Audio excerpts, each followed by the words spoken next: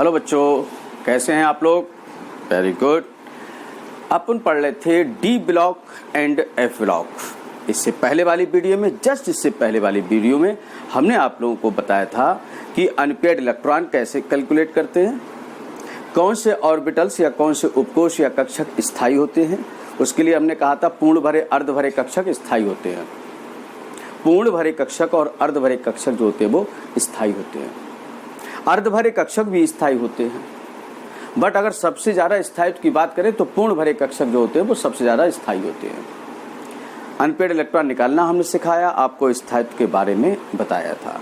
इन सारी चीजों की जरूरत अब अपने लोगों को पढ़ने वाली है। अच्छा बच्चों, एक बात बताओ, डी कक्षक कितने टाइप का होता है?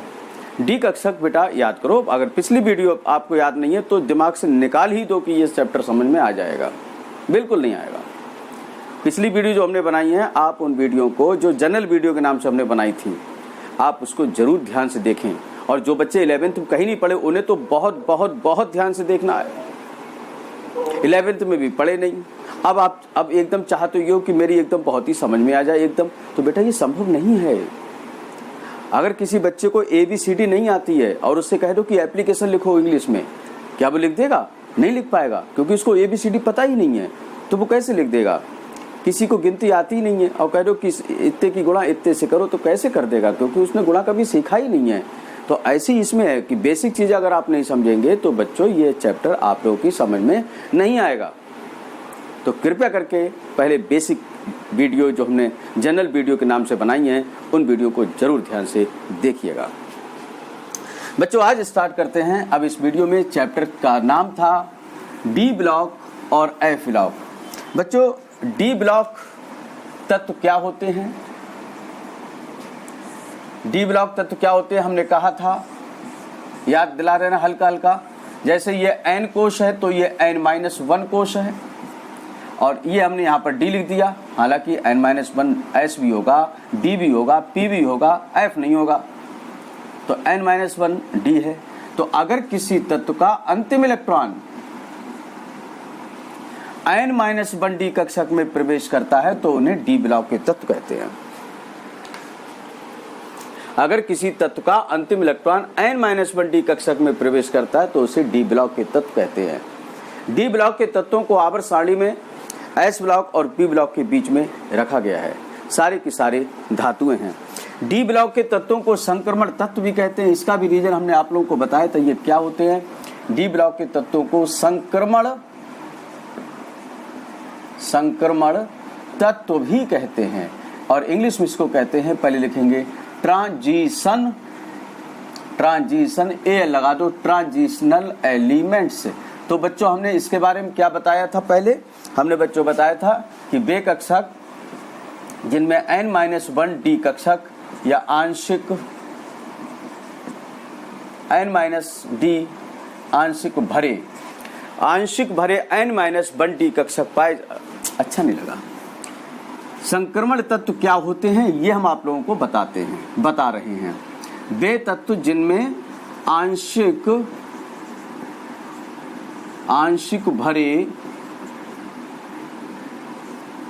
भरे n-1 D कक्षक पाए जाते हैं, वे संक्रमण तत्व कहलाते हैं।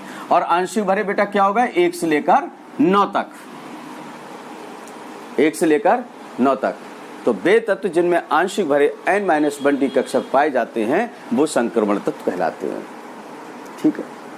फिर एक बात हमने ये भी बताई थी कि डी ब्लॉक के तत्वों को संक्रमण तत्व क्यों कहते हैं। तो हमने कहा था कि इसका मतलब है, इसलिए कहते हैं क्योंकि इनका अंतिम इलेक्ट्रॉन बाहर से दूसरी कक्षा में प्रवेश करता है।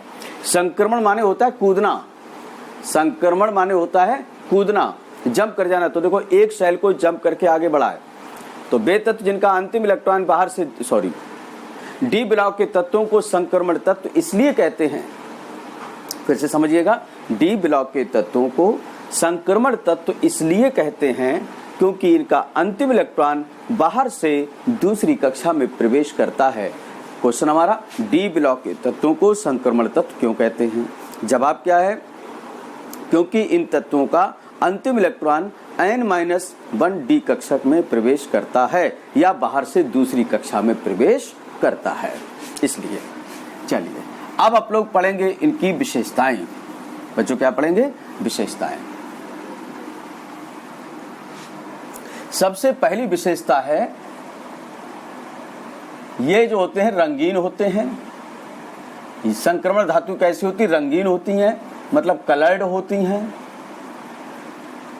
और इसके साथ ही साथ रंगीन आयन भी बनाते हैं। रंगीन आयन भी बनाते हैं, पहली विशेषता। डी ब्लॉक के तत्व जो होते हैं वो रंगीन आयन बनाते हैं और खुद भी बच्चों वो रंगीन होते हैं, कलर्ड होते हैं। ऐसा क्यों होता है, इस बात को हम आप लोगों को समझा रहे हैं। देखो बेटा, कलर उत्पन्न करने के दो कारण होते हैं। कलर उत्पन्न करने के दो कारण होते हैं, यहाँ पर हम लिख देते हैं। कलर उत्पन्न होने के दो कारण होते हैं। एक होता है डीडी ट्रांजिशन। अरे सर जी, ये कैसा नाम आया? डीडी ट्रांजिशन, बड़ा बड़ा लिख दें।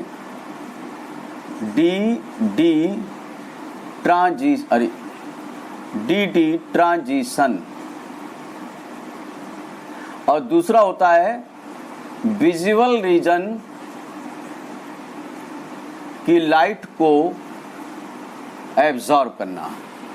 विजुअल रीजन की लाइट को एब्जॉर्ब करना। कोई पूछे कि कलर, अभी सब समझाएंगे बेटा, एक एक चीज समझाएंगे, ऐसा नहीं कि यही छोड़ देंगे। अभी बहुत टॉपिक है, ये बहुत लेंथी टॉपिक है। अरे बहुत लेंथी तो नहीं है, पर हाँ लेंथी है, यहीं पर खत्म होने वाला नहीं है ये।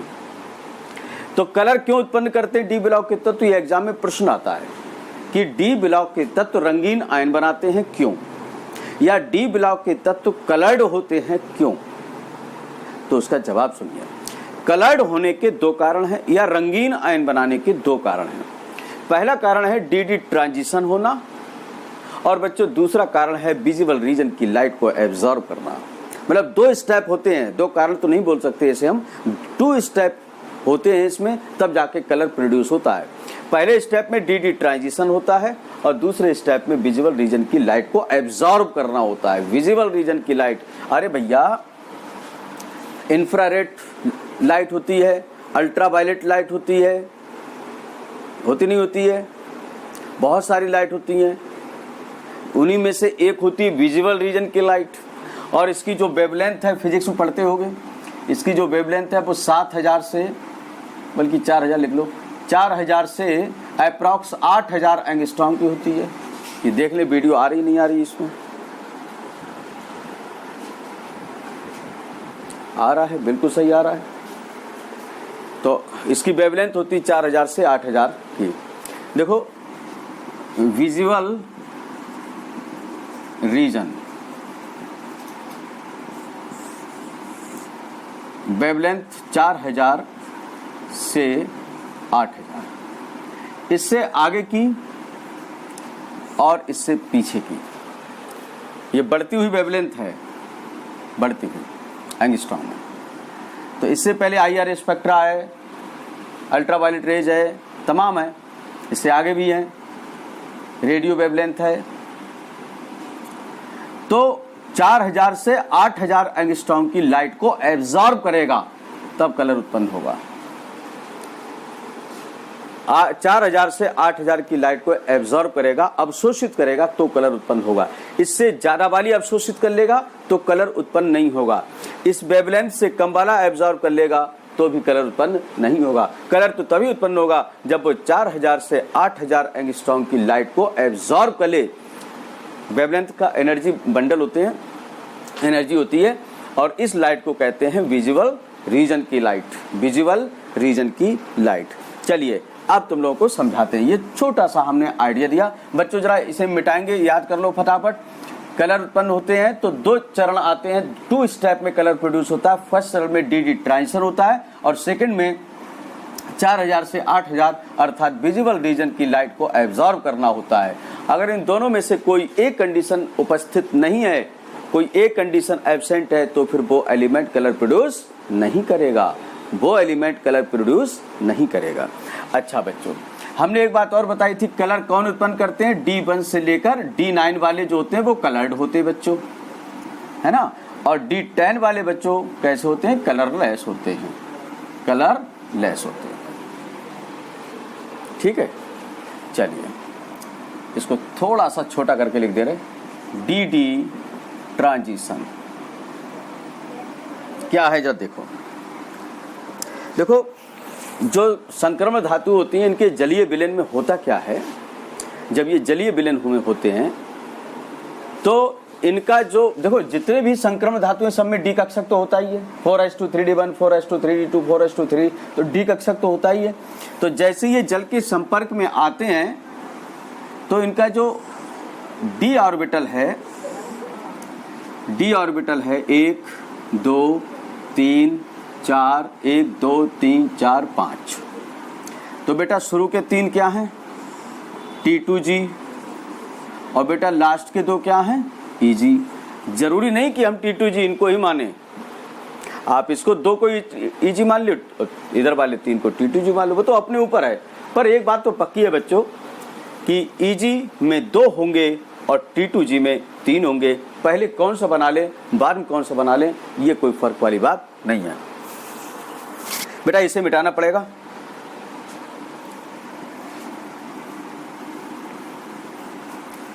बहुत अच्छे से समझिएगा इस टॉपिक को। तो ये क्या है? D ऑर्बिटल था, मतलब D कक्षक था। तो जैसे ये जल के संपर्क, अच्छा सपोज कर लिया इसमें इलेक्ट्रॉन है 3 4 5 6 और 7, 1 2 3 4 5 6 7 इलेक्ट्रॉन है। तो ये D7 सिस्टम हो गया। बताओ बच्चों, इतनी बात क्लियर है? अब होता क्या है कि जब इस पर अटैक करता है जल तो ये 2 पार्ट्स में स्प्लिट कर जाता है, मतलब स्प्लिट कर जाता है। स्प्लिट माने टूटना। बच्चों क्या होता है? टूटना। एक सेट पहुंच जाता है ऊपर और एक सेट पहुंच जाता है, थोड़ा सा ऐसे कर ले रहे, एक सेट पहुंच जाता है नीचे, ऐसे। फिर से समझो, जैसी D कक्षक या संक्रमण धातुएं जल के कांटेक्ट में आती हैं तो इनका जो D कक्षक है वो टूट जाता है 2 पार्ट में। इसके एक सेट को कहते हैं EG और दूसरे सेट को कहते हैं T2G। मतलब EG अलग हो जाएगा और T2G अलग हो जाएगा। जिसकी ऊर्जा कम होगी वो नीचे जाएगा और जिसकी ऊर्जा ज्यादा होगी वो EG ऊपर जाएगा। हम ये कभी नहीं कहते हैं कि EG हमेशा ऊपर आएगा, T2G हमेशा नीचे आएगा। वो तो कुछ और बातों पर डिपेंड करती है। वो कोऑर्डिनेशन केमिस्ट्री में हम आप लोगों को समझाएंगे कि नीचे कब जाएगा T2G, ऊपर कब जाएगा T2G। पर इतना निश्चित है कि अगर T2G नीचे है तो EG ऊपर है, EG ऊपर है तो T2G नीचे है। ये बात तो पक्की है। तो भैया क्या हुआ? हमने कहा कि D कक्षक जैसे ही पानी के संपर्क में आता है वो स्प्लिट कर जाता है। स्प्लिट माने टूट जाता है। किस में? एक निम्न ऊर्जा स्तर में और एक उच्च ऊर्जा स्तर में, एक लोअर एनर्जी लेवल में और एक हायर एनर्जी लेवल में। ठीक है बच्चों? अच्छा, कितने इलेक्ट्रॉन टोटल थे? 2 2 4 1 5 और 1 6 और 1 7।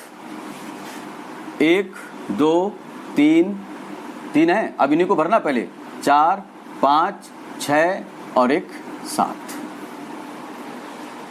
ठीक, इस तरीके से इलेक्ट्रॉन को भरते हैं। मगर यहां पर फिलहाल हम तुम लोगों को ये सब रफ कर दें और एक इलेक्ट्रॉन से पहले समझाने का प्रयास करेंगे। एक इलेक्ट्रॉन से समझाते हैं आपको, एक इलेक्ट्रॉन से। अब बच्चों यहां तक समझ में आया? बेटा यहां तक समझने में कोई नई बात नहीं थी। हमने ये कहा कि जैसे ही D ब्लॉक के तत्व पानी के संपर्क में आते हैं तो उसका जो D कक्षक होता है जो कि T2G और EG से मिलकर बनता है, टोटल इसमें 5 कक्षक होते हैं। ये हमने अभी जनरल वीडियो में ये सब बातें सिखाई थी आप लोगों के लिए। दुर्भाग्य हमारा ये है और दुर्भाग्य तुम्हारा ये है कि तुम लोग पिछली वीडियो को देखते नहीं हो और अचानक कोई सी भी एकदम वीडियो देखना स्टार्ट कर देते हो। बच्चों अचानक से कोई एक वीडियो स्टार्ट कर दो, या इसमें सर अच्छे खड़े लग रहे हैं, इसमें सर खराब खड़े लग रहे हैं, लाओ चलो पहले अच्छा इसी को देख लेते हैं, और पिछली देखी नहीं, तो बेटा पढ़ने से कोई फायदा नहीं। अपने मोबाइल की MB खराब करोगे और फिर जो है अपना टाइम भी बर्बाद करोगे, हासिल कुछ होने वाला नहीं। तो ये सब बताओ कि हमने नहीं पढ़ाया था कि डी कक्षक T2G और EG प्रकार का होता है। तो जैसे पानी के संपर्क में आए ये स्प्लिट कर जाता है, टूट जाता है और ये एक ऊर्जा निम्न ऊर्जा स्तर में पहुंच जाता है और एक निम्न ऊर्जा स्तर में पहुंच जाता है। ठीक है बच्चों, अब क्या होगा, एक इलेक्ट्रॉन हमने बनाया। एक मिनट हम थोड़ा सा टाइम देख लें, वरना पता चला कि वीडियो बंद हो जाए, हम पढ़ाते रहें। ठीक है, अभी टाइम है आप लोगों के पास। ओह सॉरी ये गड़बड़ हो गया, एक मिनट, पूरा माइक की सिस्टम ही चेंज हो गया। ये तो चलिए सेट कर लेते हैं अभी। ये अभी सेट हो जाएगा। थोड़ा सा ये गड़बड़ हो गया है। ये एक्चुअली में स्पेस ज़्यादा, अब ठीक है बच्चों, सॉरी। ये एक तो माइक की ये लीड जो है वो बहुत काफ़ी परेशान करती है। चलिए अब देखते हैं। हाँ बच्चों, एक मिनट फिर से चेक कर ले।